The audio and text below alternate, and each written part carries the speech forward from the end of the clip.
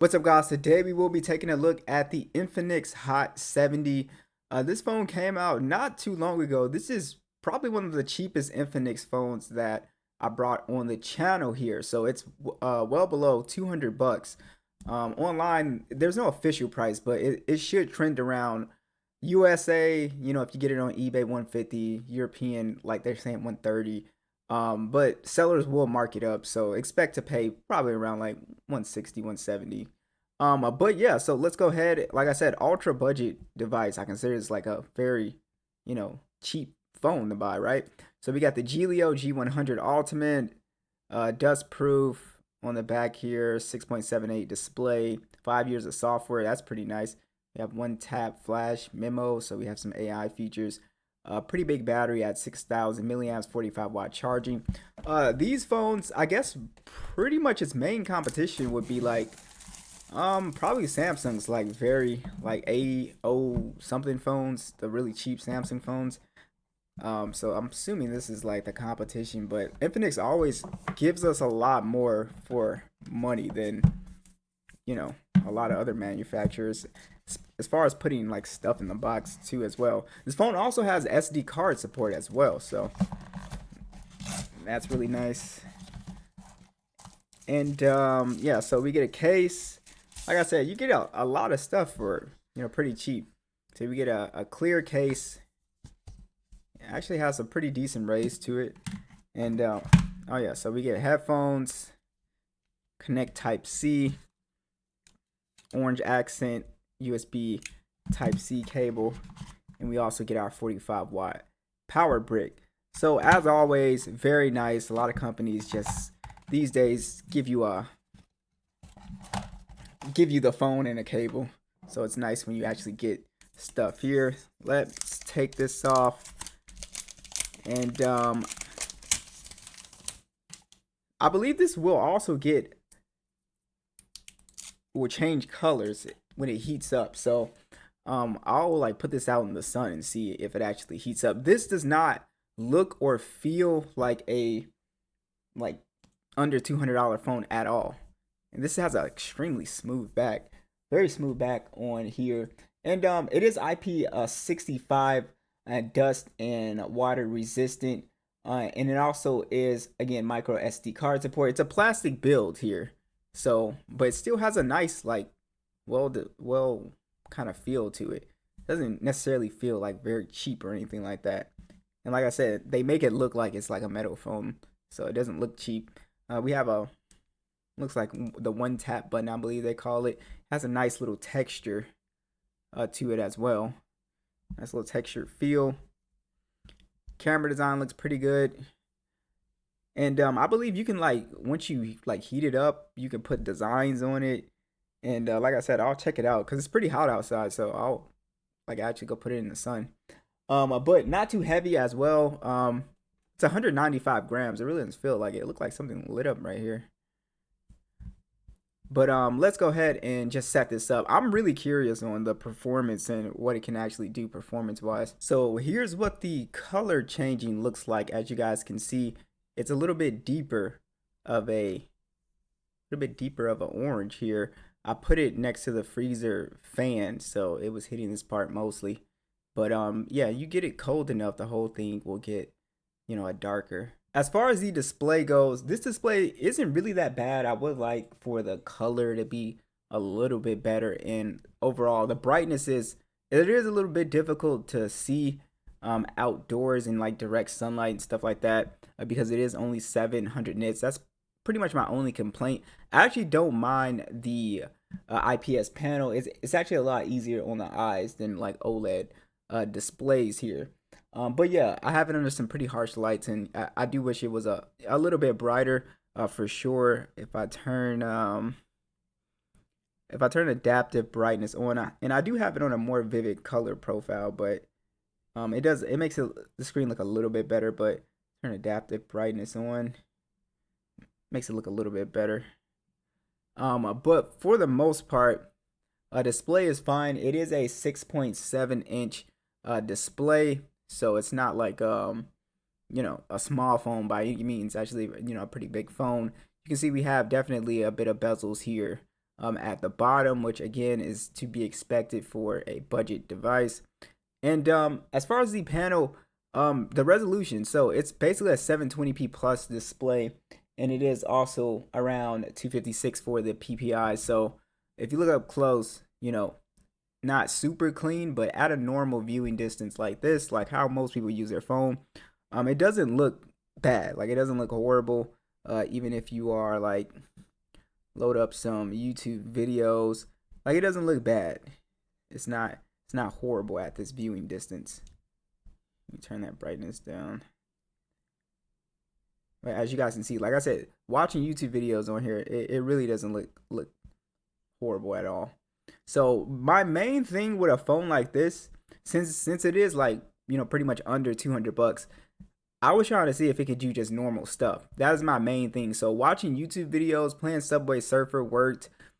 Things like web browsing also works pretty well with this phone here. So it actually does simple things really well with 120 hertz display. So everything is super smooth. Surprisingly on this panel, I was thinking there was going to be a lot of animation lag, but this phone is very smooth for the being a budget phone under 200 bucks. I'll go ahead and run the Geekbench. So this phone has Android 16, and you also get the MediaTek Helio G100 Ultimate.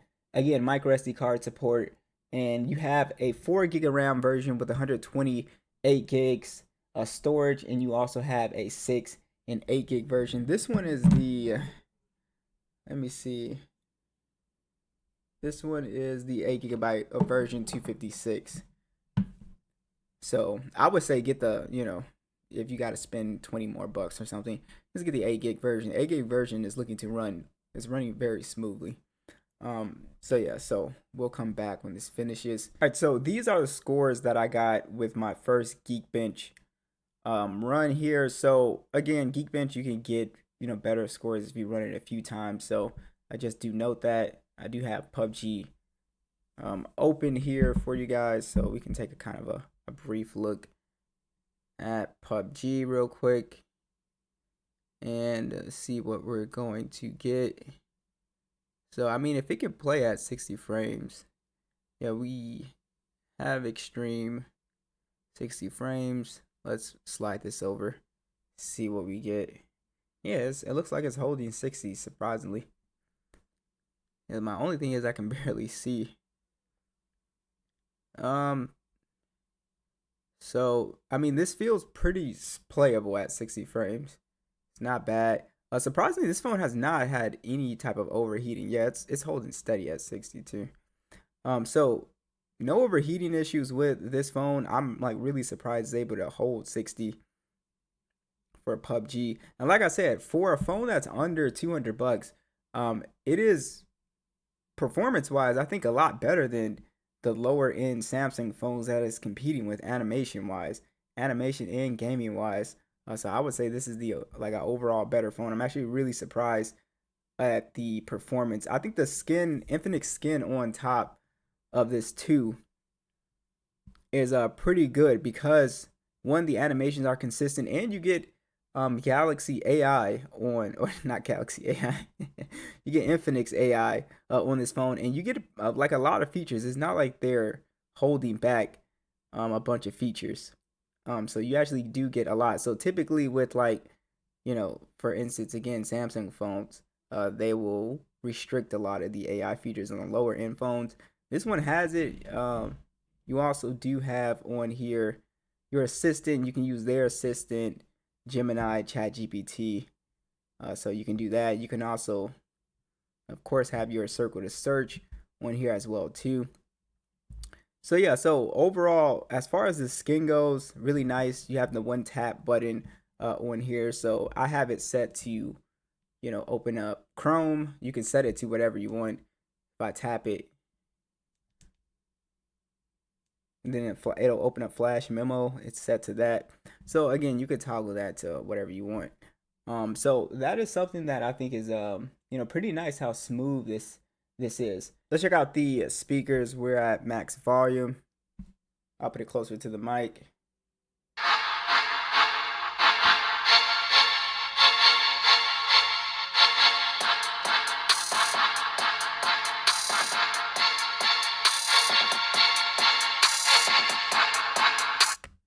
All right, so the speakers are pretty quiet. They're not really that loud, and they don't really have a lot of bass.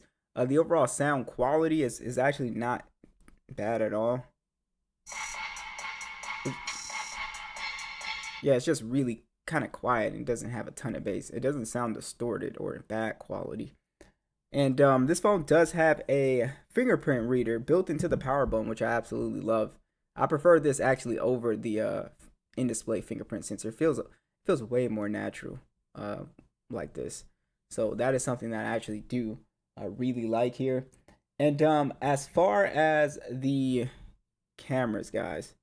So as far as the camera, you have a 50 megapixel main lens. It's in 1440p at the max resolution at 30 frames, and then we have an 8 megapixel selfie that shoots in 1440p 30 frames. The photos came out pretty much as you would expect.